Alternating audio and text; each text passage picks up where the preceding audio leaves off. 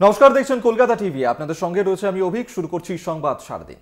সংসদে ঘুষ নিয়ে প্রশ্নের অভিযোগে সাংসদ পদ আগেই গিয়েছে তার। ভোটের আগে কলকাতায় মহুয়া মৈত্রের বাবার বাড়িতে তল্লাশি চালালো সিবিআই এর দিল্লির টিম। আলিপুরের এই বাড়িতেই তার বাবা মা থাকেন। আনা হয় প্রিন্টার। লোকপালের নির্দেশে তদন্তে কেন্দ্রীয় গোয়েন্দারা প্রায় 7 ঘন্টা তল্লাশির পর বেরিয়ে যান সিবিআই এর আধিকারিকরা।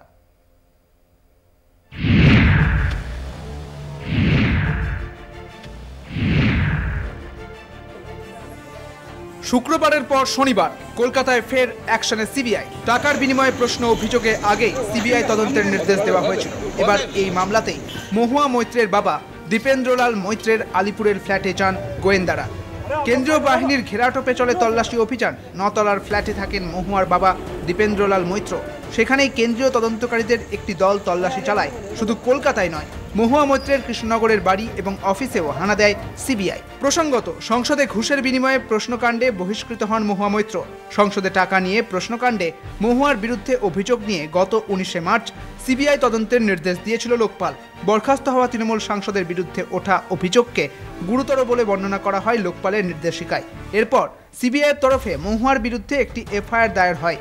6 মাসের মধ্যে তদন্ত করে সিবিআইকে রিপোর্ট দিতে বলা হয়। শুক্রবারই সিবিআই দিল্লিতে মামলা রুজু করে মহুয়া মৈত্র সহ অন্যান্যদের বিরুদ্ধে। ক্যাশ ফর কোয়ারি মামলায় মহুয়া মৈত্রের বিরুদ্ধে অভিযোগ ওঠে তিনি শিল্পপতি দর্শন হীরানন্দানীর থেকে টাকা নিয়ে লোকসভায় গৌতম আদানি সম্পর্কে প্রশ্ন করেন। এই প্রসঙ্গে লোকসভায় এথিক্স কমিটির কাছে অভিযোগ জানিয়েছিলেন বিজেপির সাংসদ নিশিকান্ত দুবে। আমরা জানি মহুয়া মৈত্রের বিরুদ্ধে একটি গুরুতর অভিযোগ ছিল এবং সেই অভিযোগটি প্রতিষ্ঠিত এবং প্রমাণিত। মহুয়া মৈত্র নিজের বয়ানে তিনি স্বীকার করে।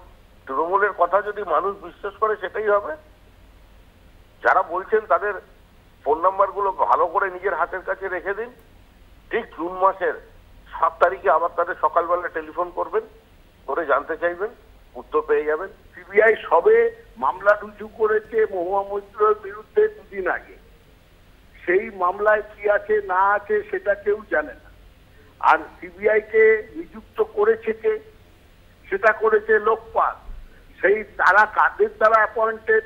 একেবারে হাতে বাছা বিজেপির লোক, আরএসএস এর লোক, নরেন্দ্র মোদী নিজে বেঁচেছেন। যে নিরপেক্ষ সংস্থাগুলোকে গৈরিকীকরণ করে নিজের পকেটের সংস্থা তৈরি করে, আর টার্গেট হচ্ছে বিরোধী দলগুলো। 2024 সালের লোকসভা ভোটে আবার মহুয়াকে কৃষ্ণনগর কেন্দ্র থেকে টিকিট দিয়েছে তৃণমূল। লোকসভা ভোটের মুখে বাংলার শাসক দলের একাধিক নেতা ও দলের ঘনিষ্ঠদের বাড়িতে কেন্দ্রীয় তদন্তকারী সংস্থা অভিযান চালাচ্ছে, জানিয়ে উত্তপ্ত রাজ্য রাজনীতি। কলকাতা টিভি।